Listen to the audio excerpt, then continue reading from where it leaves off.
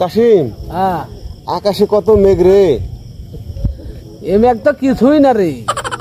আমার দাদু যদি বাইচে থাকতো তো এই মেঘটা কিছু থাকতো না। তাই নাকি? আমার দাদুর একটা লোকই ছিল বুঝলি, এবার লোকই সাত করে মেঘকে এদিক ওদিক সরিয়ে দিত।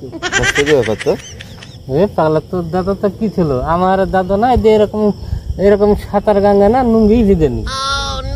কেন কি নুঙ্গিতে পলাথিনের নাকি?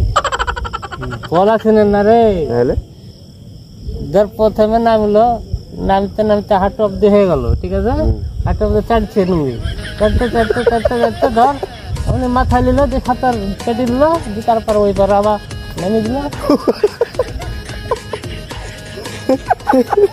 তোমার দাদা তো টেকনোলজি বুদ্ধি গো।